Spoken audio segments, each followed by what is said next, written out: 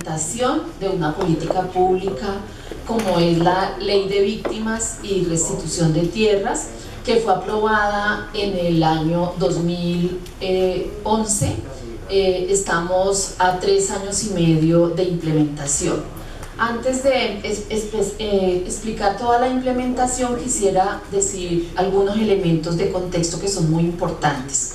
Primero, aprobar esta ley significó en Colombia el reconocimiento de que tenemos un conflicto armado interno, ¿sí? Y eso es muy importante porque significa reconocer que ese conflicto deja unas víctimas por diferentes hechos victimizantes. Entonces, digamos que ese es un antecedente importante a tener en cuenta. Y además consideramos que la ley de víctimas es la posibilidad de avanzar en la reconciliación y la construcción de la paz en el país, porque lo que le ha pasado a todas las víctimas del conflicto armado en Colombia es un horror que no se puede volver a repetir en el país. Diciendo esto, quiero decirles también que la aprobación de la ley de víctimas significa implementar un programa administrativo de reparación integral. Y es importante esa claridad porque tenemos procesos de reparación judicial, es decir, las víctimas tienen derecho también de hacer las demandas judiciales para su reparación, y además porque venimos del antecedente de la implementación de la ley 975, que es la ley de justicia y paz, ¿sí? En donde hay avances importantes, pero que tiene, es digamos, la connotación judicial del acceso de las víctimas al derecho a la reparación. Ay, ¿qué hice?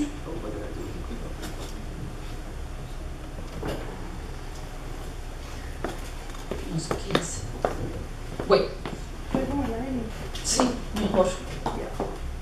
Bueno, quisiera entonces plantearles como el planteamiento estratégico que subyace en la ley de víctimas. Primero, la aprobación de la ley implicó también la estructuración de una institucionalidad pública que se ocupa de manera particular de la atención, asistencia y reparación integral a las víctimas. Atención que significa que las víctimas puedan acceder de manera directa, con dignidad, con respeto y con reconocimiento a la información sobre los derechos que en el marco de la ley tienen. Y para esto se han dispuesto en todo el país alrededor de 105 puntos de atención, y estamos en la estructuración. La perspectiva son 20 centros regionales donde se le dé la integralidad de la respuesta a las víctimas desde el conjunto de la institucionalidad. Vamos en 13 centros regionales ya construidos y en funcionamiento. Igualmente, la ley creó el Sistema Nacional de Atención y Reparación a las Víctimas, que lo conforman 53 entidades del Estado, del orden nacional y del orden territorial, porque en la tarea de la reparación tienen responsabilidades de respuesta las entidades alcaldías, gobernaciones y las entidades del nivel nacional. Entonces, con las entidades nuevas que se crearon fueron la Unidad para la Atención y Reparación a las Víctimas, la Unidad de Restitución de Tierras adscrita al Ministerio de Agricultura y el Centro Nacional de Memoria Histórica. Tanto el centro como la unidad estamos en el sector de la inclusión social, por lo tanto estamos con el DPS, con el Departamento de la Prosperidad Social. ¿Cuál es el planteamiento general entonces de la ley? Primero, se trata de restablecer el pacto de ciudadanía planteado en la Constitución del 91, que busca la construcción de la paz y el respeto de los derechos humanos. Y la ley incorpora, que este es un elemento también estratégico, el reconocimiento de que en el marco del conflicto hay daños individuales y colectivos, es decir, que hay personas que han tenido los hechos victimizantes de manera directa, pero que también hay hechos individuales que han tenido impactos en comunidades, en organizaciones, etc. Y voy a poner un ejemplo de eso. Una comunidad indígena a la que le asesinaron el mamo de la comunidad es un hecho individual, pero que tiene un impacto en la cultura y en las tradiciones de la comunidad, por lo tanto es un impacto colectivo. o la masacre de Mapiripán, que tiene un impacto en la dinámica comunitaria del municipio en su conjunto. Entonces son hechos que generan ese impacto.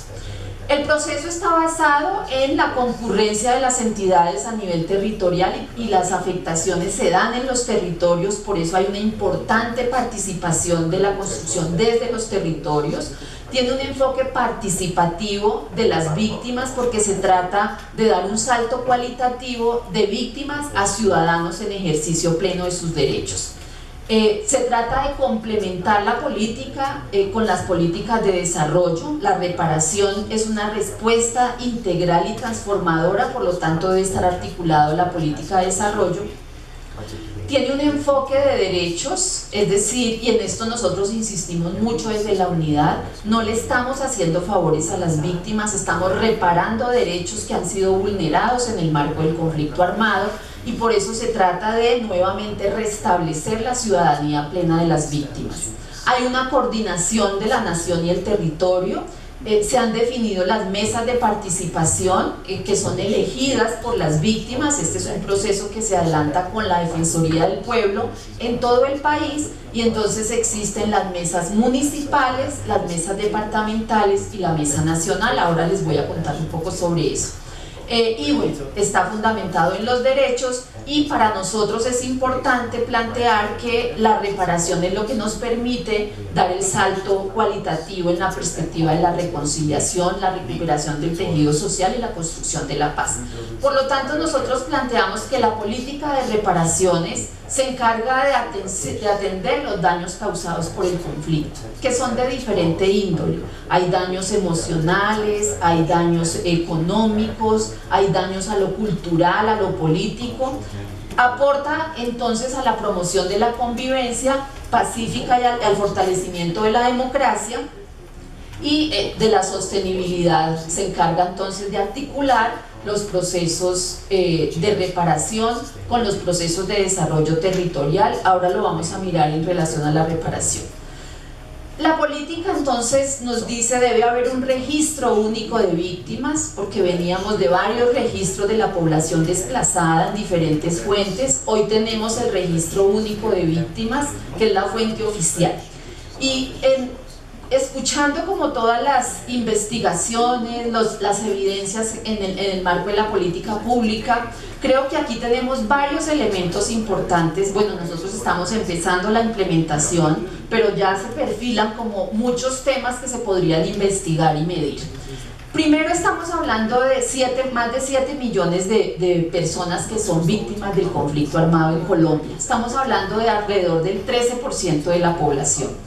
De esas víctimas, el 86%, es decir, 6.200.000 personas han sido víctimas de desplazamiento forzado. Es importante, y ahí es donde yo estaba pensando en las mediciones, porque uno dice 6 millones, eso significa alrededor de 1.400.000 hogares, ¿sí? Porque estas son las personas, pero esos son hogares alrededor de 1.400.000, y las víctimas de otros hechos son alrededor del 13%. ¿Qué significa de otros hechos? La ley reconoce, además del desplazamiento, los hechos de delitos contra la libertad y la integridad sexual, amenaza, desaparición forzada, homicidio, delitos contra la libertad y la integridad sexual, reclutamiento de niños, niñas y adolescentes. Esos son los otros hechos.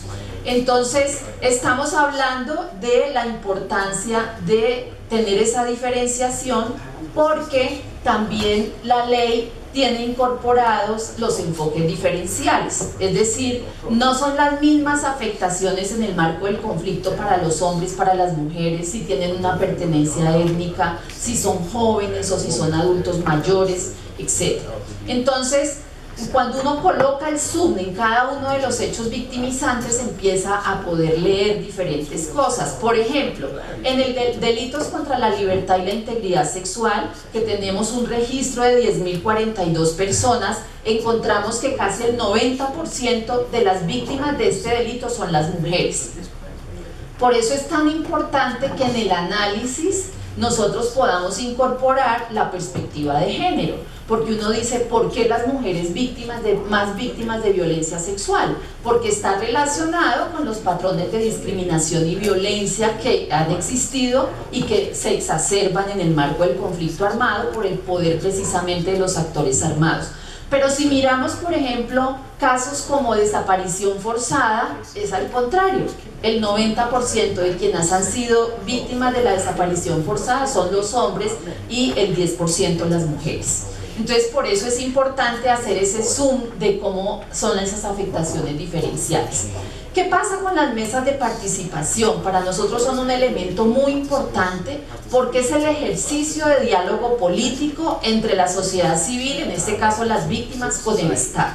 Las mesas de participación son elegidas por las víctimas en todo el país, se eligen por representación de los hechos victimizantes y es el único, el protocolo de participación que se elaboró con las víctimas y que se presentó en el Congreso y que fue aprobado.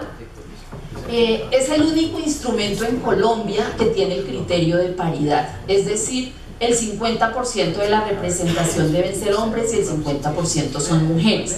Esto nos ha permitido que haya una renovación de muchos liderazgos en estos espacios. De hecho, acaba de pasar la elección, se instaló la mesa, están precisamente en la instalación de la mesa nacional, que fue recientemente elegida. Primero se eligen las municipales, después las departamentales y ahora la nacional. Esto es muy importante porque primero hay voces que estaban invisibilizadas de muchos hechos que hoy tienen una representación en las mesas y que pueden hacer un diálogo político con la institucionalidad.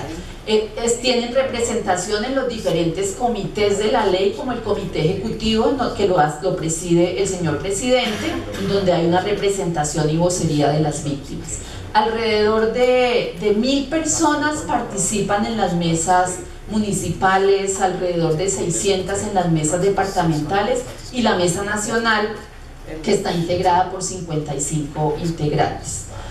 Entonces la ley plantea la reparación integral. Entonces en la reparación integral lo que pretendemos es abordar los daños graves a la violación de los derechos humanos y el derecho... ¿Se acabó el tiempo? Ay. Bueno, entonces voy a correr, ya no voy a hablar de esto.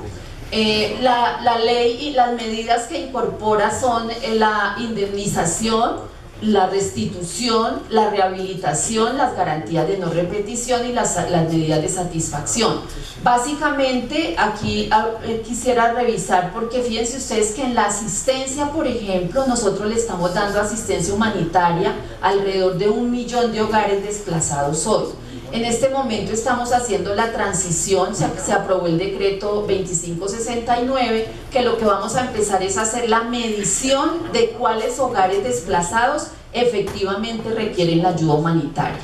Porque el objetivo de la ayuda humanitaria es que la gente tenga que comer y dónde dormir. Pero para muchas familias se ha convertido en un ingreso que consideran debe ser permanente y para nosotros va a ser muy importante poder medir el impacto que esto va a tener. Bueno, les quería contar que hemos hecho un estudio, una evaluación de la política comparada con otras políticas de reparación en el mundo y por supuesto lo que nos ha pasado es que el reto de la reparación en Colombia no tiene ningún parámetro. En ningún país en conflicto se ha tenido que reparar a más del 1% de la población y nosotros estamos hablando de casi el 13% de la población. Ahí ustedes tienen el comparativo con los países. Nosotros hoy llevamos alrededor de 503.000 personas que ya han sido reparadas. No me voy a detener ya en esto. Tenemos entonces, teniendo en cuenta afectaciones particulares, una estrategia específica que tiene énfasis en la reparación desde la rehabilitación emocional a las mujeres víctimas de violencia sexual.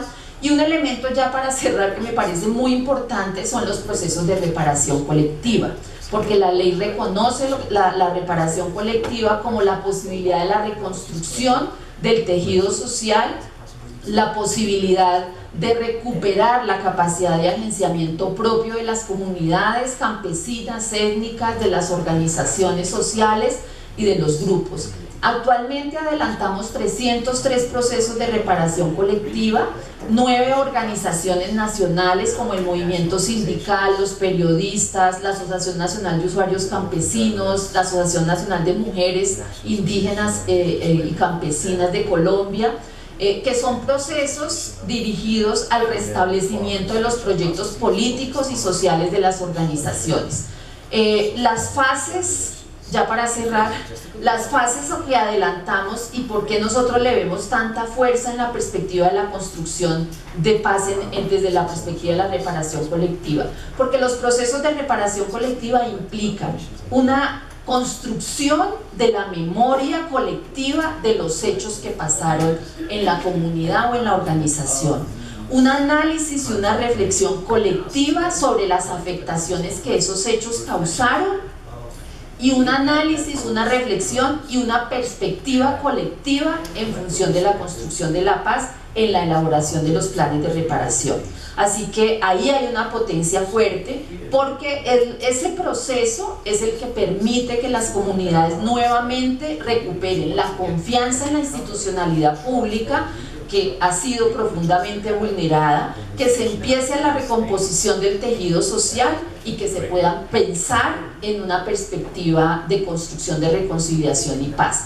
Por supuesto tiene muchos retos, porque estamos reparando en medio del conflicto armado, y por eso va a ser tan importante el acuerdo que se pueda construir en La Habana para darle fin al conflicto. Muchas gracias.